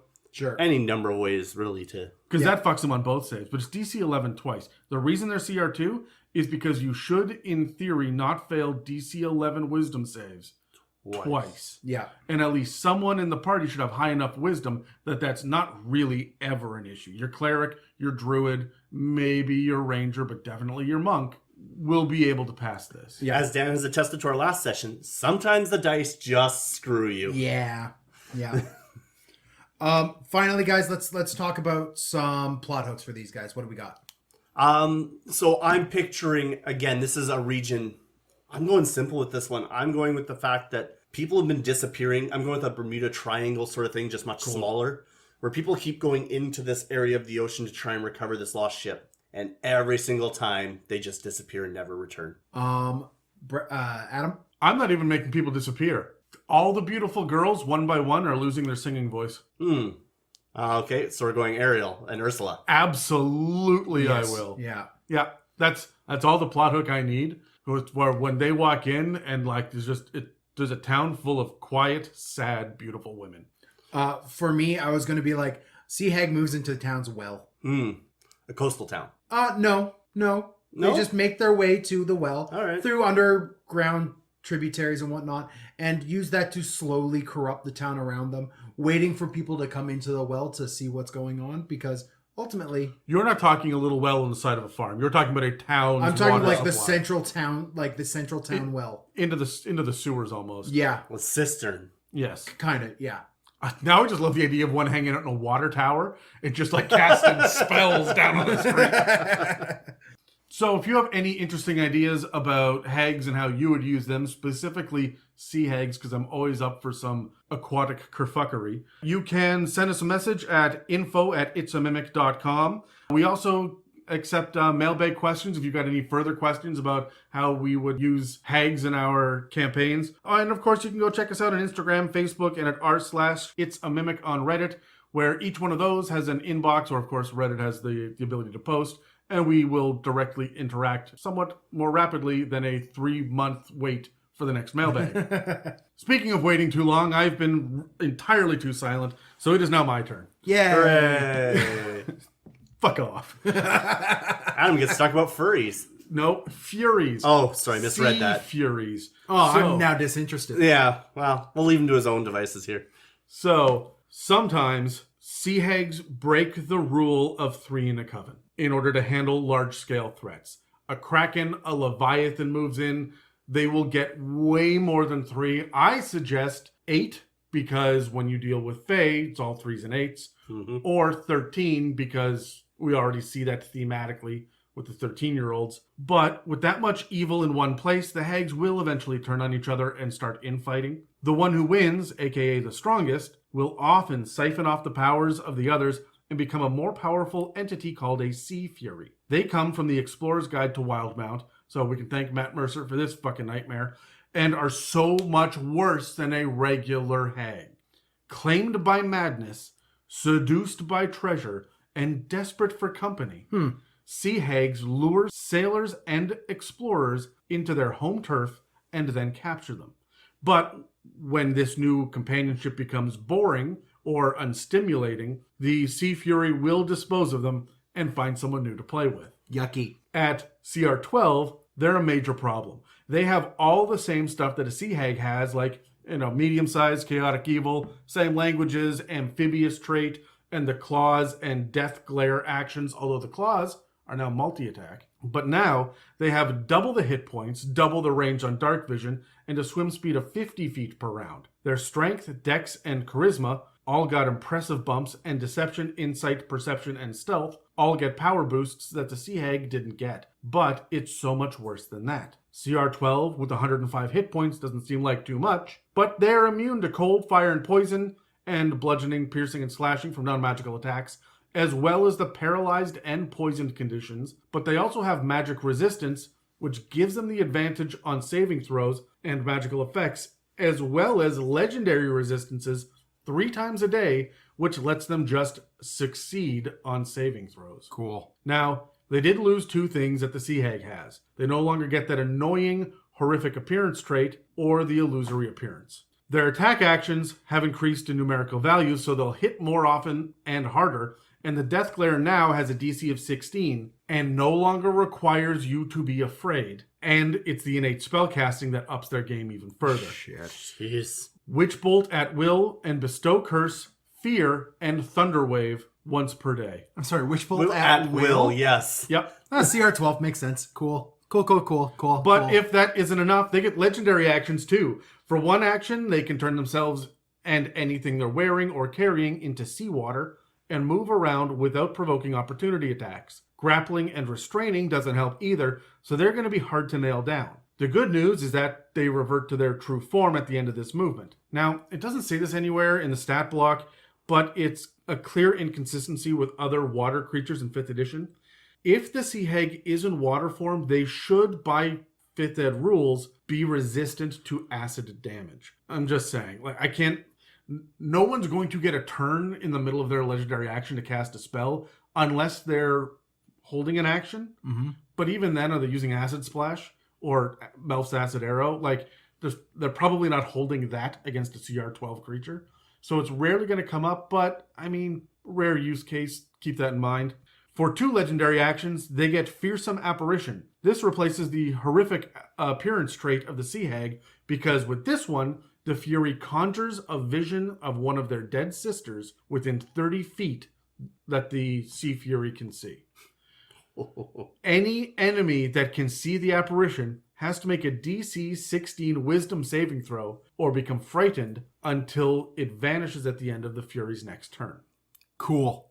And the last legendary action costs 3, and it's called Conjure Snakes, which is a misnomer, because the Fury doesn't conjure snakes, it pukes a swarm of poisonous snakes that it can control, and it can control 3 swarms at a time. Does it puke 3 swarms at a time? Nope, 1 at a time.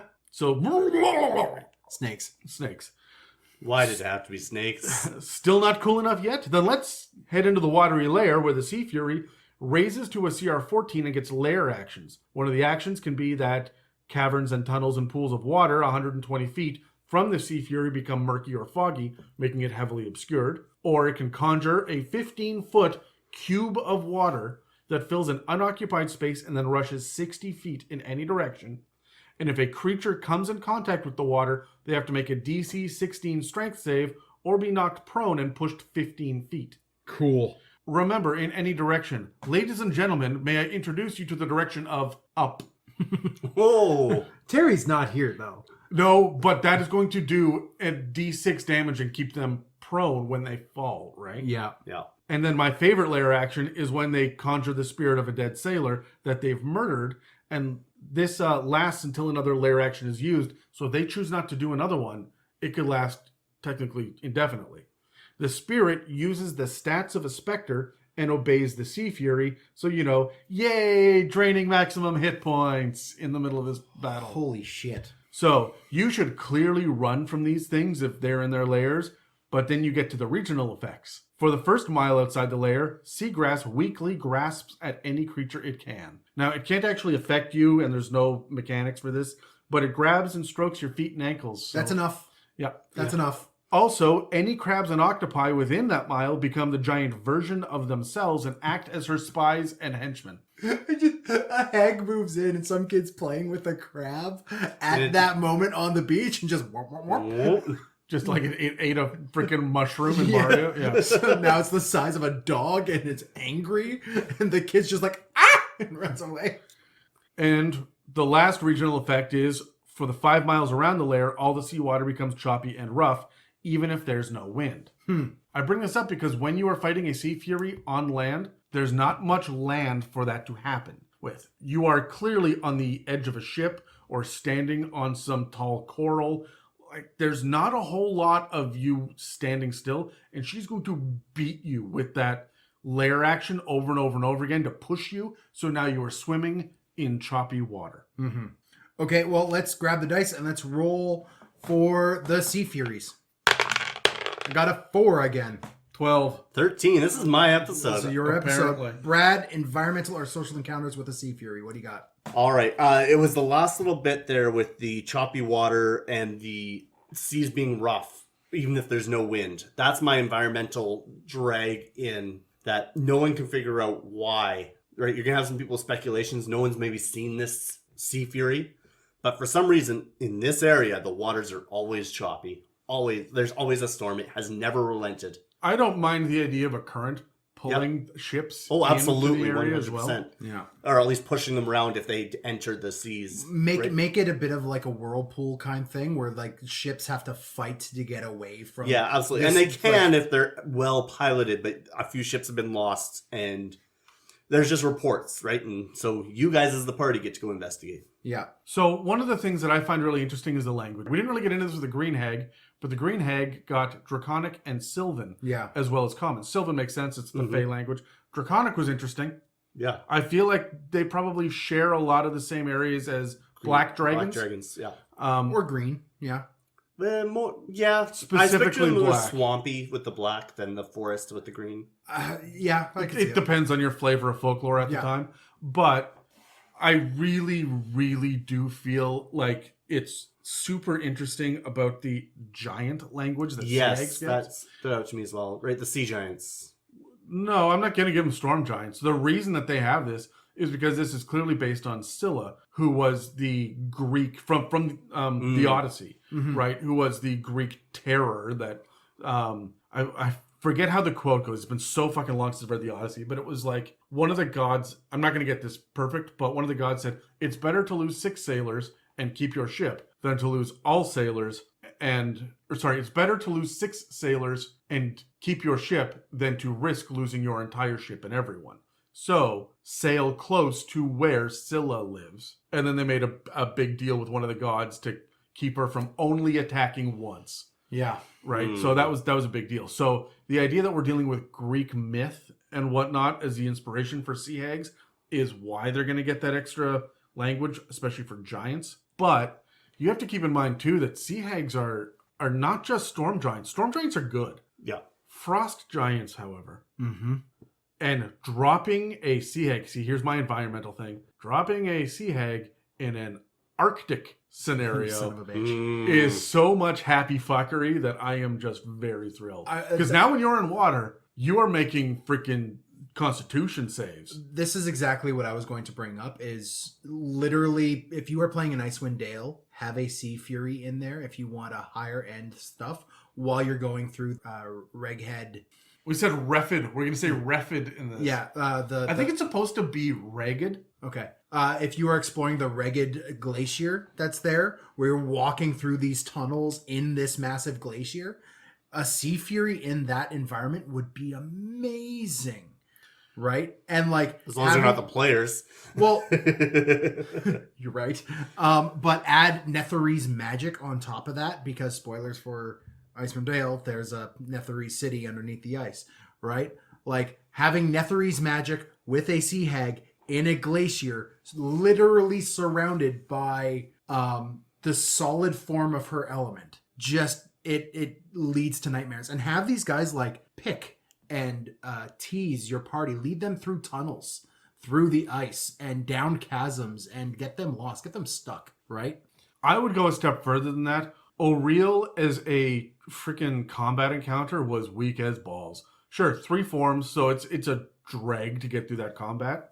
But if your guys have picked up a couple of magic items, you're kind of waltzing through it, and the 3rd form is a wet fart in a breeze, right? Like, there's not a whole lot going on with O'Reel by combat standards. Having form 2.5 be a Sea Fury will really drive the point home as you're fighting a god. And all you got to do from there is just reflavor it so that the death glare is through a crystalline eye. Yeah. And the waves are actually snowdrifts moving and shit like that. And then you're laughing, right? That's all you need to do that reflavor. Well, let's talk about the combat things for Sea Fury. What do we got, Brad? Well, there's a lot to unpack with the combat.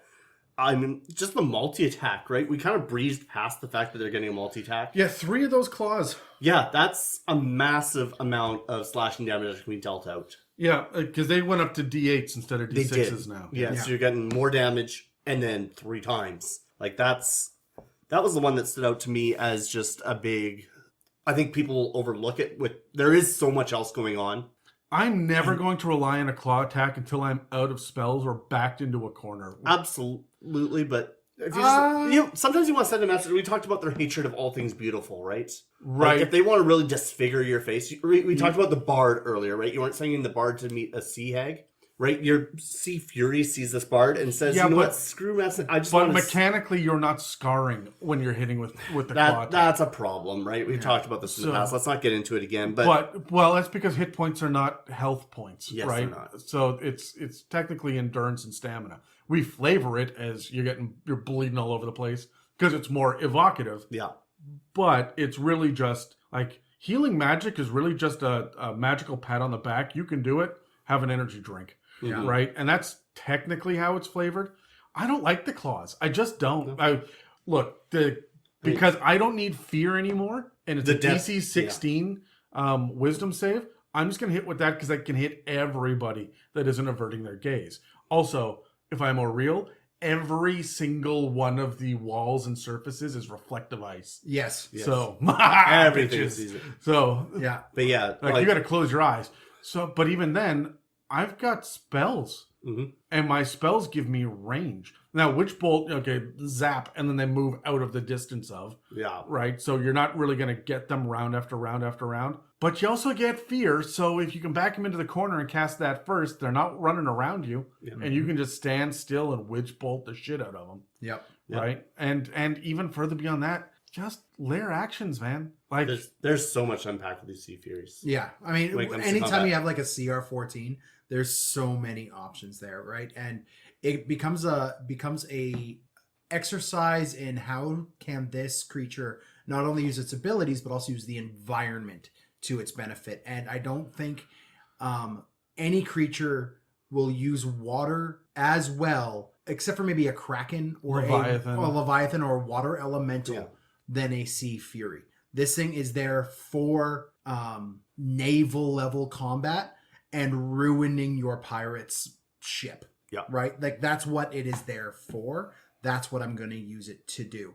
I've been playing a lot of Sea of Thieves recently, so I'm just imagining like one of these things like digging its way through the hole and just watching to see what happens when your party now has to bail the bottom of a galleon, right? And just slowly watching your party descend into the depths and panic as it tears apart your ship piece by piece before you ever even see it, right? You know, the thing that we've kind of skimmed past too is, look, we really like the sailor as a specter, like the dead sailor. Yes. Yeah. That's really cool.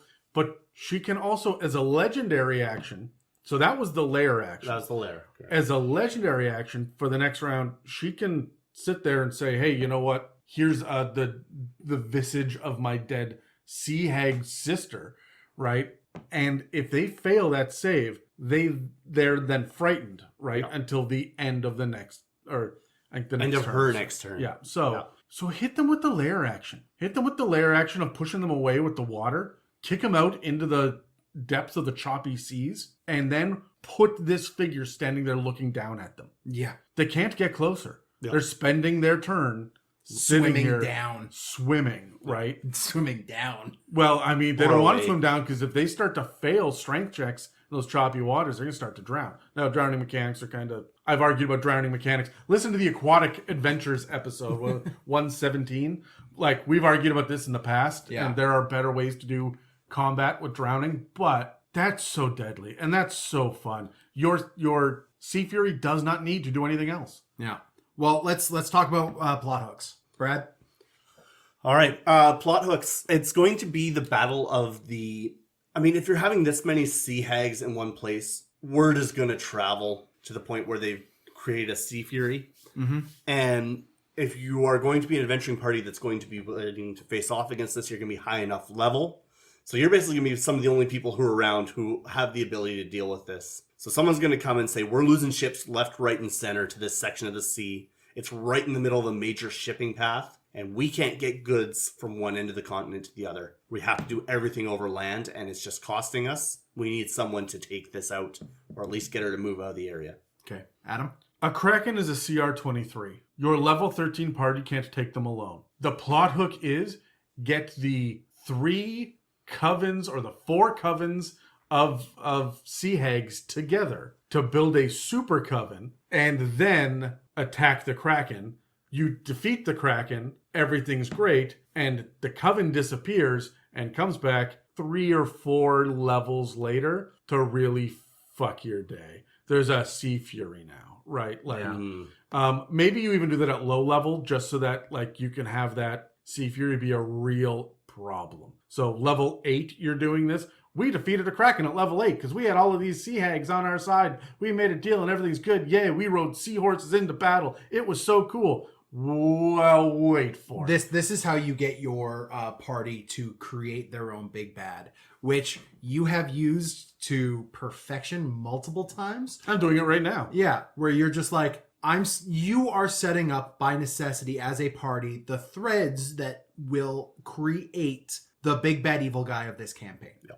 And when it comes down to it, you will look back and be like, oh, we shouldn't have done all that shit. That was dumb. Meanwhile, no, this is where everything was supposed to be. There was never any other option. Yeah. Oh, no, there were 6 other options, but they were all worse. Yeah, at the time. Yeah. But, like, you went with the easiest option 6 times, and now you have a Sea Fury. Oh, fuck.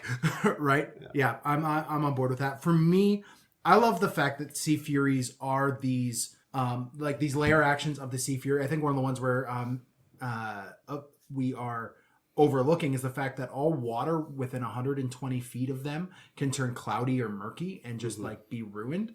I want to use like this aura that they have where just water and everything is corrupted around them. You got to be careful with that though, because then you're gonna fuck up your fear gaze, your death gaze, because they've got to be able to see you. So be careful with it. True, 100%. They could also turn it off at will, right? If they wanted to do that. So, Well, I also love the idea of everybody being blind in the area and kind of feeling around in like waist deep water, and then all of a sudden they bump into the Sea Fury. Yeah. Like you are playing whack-a-mole in the mist. so good. So, guys, as we're wrapping up this episode, I just want to ask you guys what insights, and we're going to roll for this, what insights do Hags and what we've learned about Hags today offer for your future homebrew campaigns? Got an 11. 15? 12. Oh, Brett's I not lost. going first. There you go. But Dan's still going last. So Yeah. hurt children. I mean, please don't. No, but like that even sea hags should be going after the children. We didn't touch on it, but like hurt children. That is the hag thing to do. Yes. Is you harm beautiful little children, because that is the thing that you are evil. And that is what they've always done, and so you should be going after all of the kids. Your in hag should be going after all of the kids. Yeah, well, yes. Your hags. Absolutely. I don't want to be on a watch list. Your hags are going towards. I don't mean like seriously hurt children. You trip on those little bastards in the park. I mean, that's just good comedy for everybody, isn't it? Fuck you kids. I can watch Fallout bikes all day. Fuck away, you kids. All right. Biggest insight I took away: really lean into the ugliness of your hags, especially if you're going to use sea hags. The shape-shifting is great, and I think people like to really lean into that, but there's a lot of utilization that can come from just having an ugly creature. Oh, I want a hag to have a quado. Oh, Quaid. Quaid! Turn off the reactor. That'd be so much fun. Is that? So in Pathfinder, it's not a thing in D&D 5e because it has standards, but Pathfinder had No a standards. Yeah. tumor familiar. Yes. You could That is grow a disgusting. familiar Yeah. that was a tumor that would move around your body. Yeah. Hags have those. That's That's just how. Yeah, all That's- of my hags will now have those. Yeah. I think it's absolutely phenomenal to be like, oh, all I need for payment is a kiss. I'm like, oh God, you're gross and ugly, but okay. Like, no, not here. And like pulls back the shawl from their shoulder. Like, give us a kiss. so bad. Oh, no, thank you. Some insights. Sorry, what I pulled from this is I have always criticized D&D 5e for being light on horror. Not so with hags. The level of fae folklore bullshit you could throw at your party exclusively using hags is monumental. They're truly horrifying. Use them for your folklore, your like grim fairy tale level, like the old ones where like the everyone had quills and the children always died at the end of the story. I want those level of like witches and hags in my campaigns. No hag is ever just a like, here's a golden apple. No hag's ever going to be that for me anymore. No. They are twisted, disgusting, thoroughly malicious, thoroughly evil, smarter than you. If you want the apple, use a witch, right? And there are all sorts of NPC stat blocks that you can use for arcane casters, and just make them craven old women. Eat the apple, right? Sure. But that's not a hag. No. Yeah. Hag's much worse. Okay, how excited are you to use hags in the future, guys? Same initiative. As excited as I've always been. I fucking love hags. Yeah. You have just discovered in your last session, Dan, that the hags in my world are back, and they're already an issue. You are level 2. So they are on an island called Wolf Island, and Adam goes, "Oh yeah, you know what?" One of the NPC goes, "Yeah, we just got to make our way to Wolf Island," and I just look over at Adam, and he grins at me. I'm like, "You son of a bitch!" All the players know, but none of the characters do, and they're like, "Fuck." Fantastic. Yeah, I don't want to go see Granny. How can we learn this meta knowledge before we get there? Yeah. Excellent. I'm no more or less excited because I've always loved running into hags and dealing with them. I think they're underutilized, but well represented within the documents we have. Cool. Brad, I say this to you, but I also to know. 4 other people that I know are listening to this podcast right now. Specifically Sea Hags and maybe a Sea Fury or 4 have found their way into my world as of tonight. And Fantastic. certain groups of people will see them sooner than they think. Hooray. Awesome. So that'll be it for part 1 of our discussion on hags. We've got a lot more to cover with hags the next time we circle back to the topic. So subscribe or follow and check back regularly to see what inspirations and insights we'll have for you in the future. Next week, we'll be returning to our discussion about homebrew content. Thanks again for listening to another episode of the It's a Mimic podcast. If you want to support us, we have a donate button on our website, itsamimic.com, as well as a store for some awesome merch. We also rely on word of mouth to get the news of the podcast out there to the community. So please pass the word to everyone you know that we're available on iTunes, Spotify, and YouTube, as well as most podcast apps. Thanks again for listening to the It's a Mimic podcast, where you never know what you're going to get. This has been an It's a Mimic production. Inquiries, requests, and questions for our mailbags can be sent to info@itsamimic.com.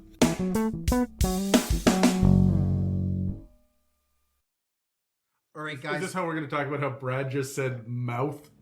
By word of mouth, and it was like weirdly. Mouth. Maybe I'm just turned on because it's a Hags episode. Probably. I mean, Anyways. you. It was the moistness. I thought it of was the cold. mouth. I thought it was cold at first, but I was like, it's actually pretty warm in here. But I mean, It's Adam's now nipples getting would hot in disagree. here. All right, so there's one more type of hag that we would like to cover on this episode. Or actually, 3 hags specifically that I want to cover on this episode. And they appear in Candlekeep Mystery. So just a warning, spoiler warning, for the Price of Beauty adventure that is in the Candlekeep Mysteries. They are heavily present there, so spoiler warning for that campaign. Now, in that adventure, 3 green hags who call their coven the Fetid Gaze call an ancient bathhouse/temple to Soon home. If you don't know who Soon is, she is the Forgotten Realms god of beauty. Yes. She's also called the Red-Headed Maiden. She is tall. So That's what we call Adam. Yeah. Yeah. She is the goddess of love and physical beauty in D&D. So am I, yes. Anyways. Or at least I will be soon. Anyways, this location, this Coven of Hags won by tricking the original owner and the writer of the book, same person, that this is focused on. All the Candlekeep Mysteries involve a book. And that book is called The Price of Beauty. Soon, like I said earlier, is the red-headed goddess of love, beauty, and art. So 3 green hags moving in also bring in some drama. The temple contains 3 buildings, but only one of them is open to the public, and it is a bathhouse, because of course it is. Now this looks much the same as it did when it originally was built, and although staffed by primarily the coven's twisted servants in disguise, is still largely functional. They have people come in to use the facilities. The other 2 buildings... No. They don't come in to use the facilities. This is a bathhouse, not a bathroom. They're interchangeable. Pardon? No, they are not. I am not going to Do any not be in the pool, damn it. The other 2 buildings operate as a lair for the hags and as a prison for one special guest. The coven calls themselves, of course, the Fetid Gaze, and originate like many hags in the forests of the Feywild. They formed sort of a mutual information swap to create paintings that lock and curse mortals, and they found, claiming the Temple of the Restful Lily, as it's called, a perfect place for their plans. The coven are 3 green hags, disguised as fair and beautiful elf maidens. First of them is the Dread Morgan, who appears as a slender, dark-haired moon elf that runs the business of the bathhouse. Her real form is bent, hideous, and pale, with dark matted hair and a wide Joker-like smile. She will find subtle ways to insult a person, seeks to rule the coven, and is drawn to strong and powerful people. The vile Sasha appears as the fit and golden Azrissa, an athletic, armor-donning sun elf with flowing copper-red hair and a high, playful voice. Her real form is hunched, with one overly muscular and oversized arm and a singular weak arm. Her rusty hair is painted to her pale skin, and her misshapen mouth and fangs cause her to slur her speech. She hates fire and physical weakness, but especially hates dwarves who burned down her home and killed her daughter. Finally, Auntie Greenbones is the oldest of the coven and the most devious. Her disguise is a cheerful, blind wood elf named Greensong. She is cheery and has a light, playful, melodious voice. She has a pet, Morty, a massive, friendly mastiff with her at all times. However, in reality, Greenbones is a shriveled, green-skinned woman covered in bark, fungus, and insects. Her eyes are milky white, and anyone who stares too long into them sees themselves decrepit with age. Oh, and her guard dog? That's also an illusion. Morty is actually a surly hellhound. She is patient, old, and crooked.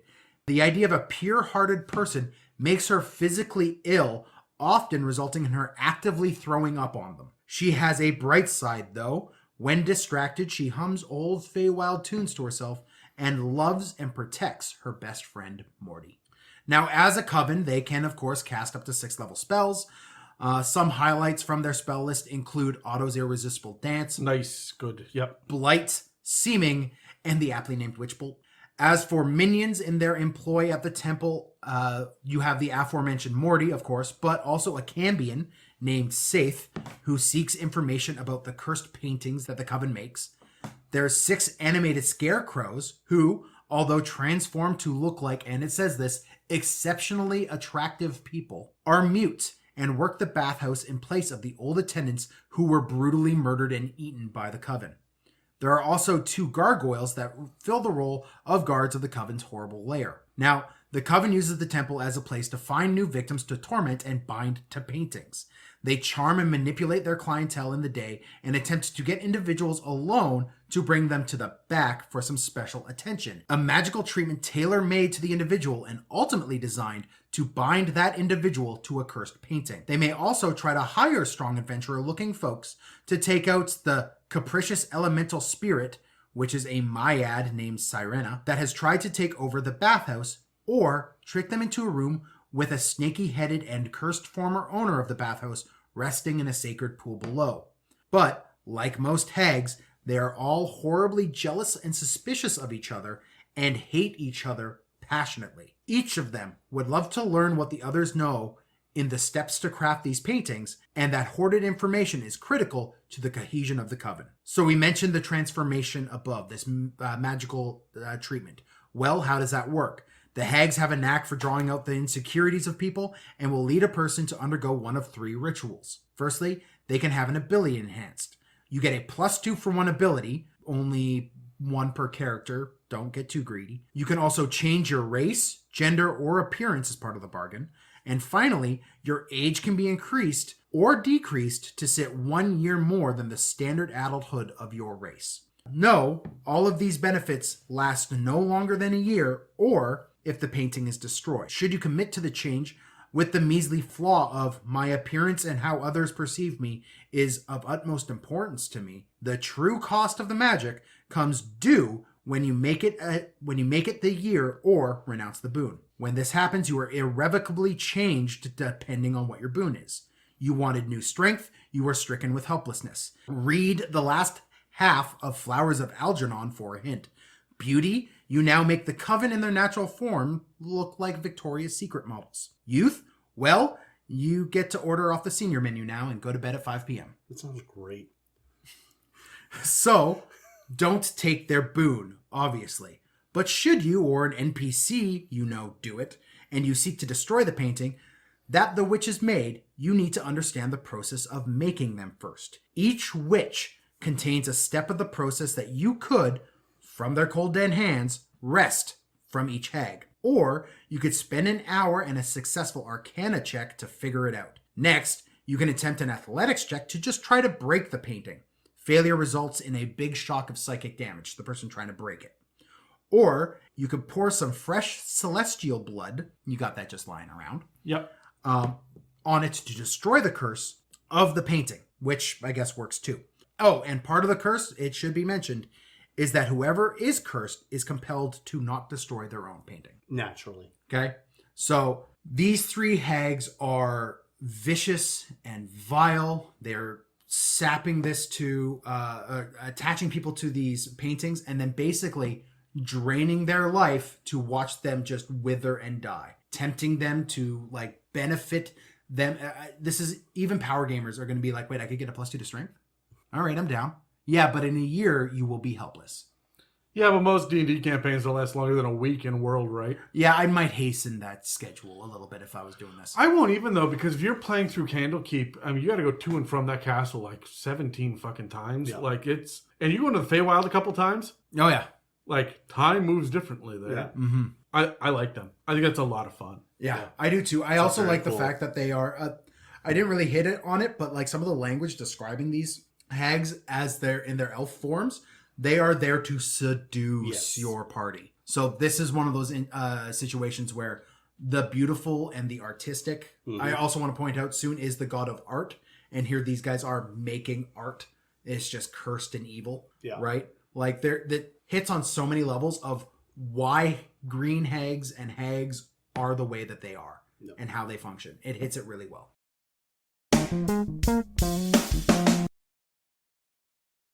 Three guys posturating. 3 guys masturbating. They're just a circle of jerks. The jerk circle. Adam's not chiming in. Cold open, guys. We got to rein them in for this. Yes. No masturbation jokes in the cold open anymore. Just in the cold open, though, so we're good for the rest of the episode. Yeah, throw all that shit on the end if you want. Thanks for listening. Bye.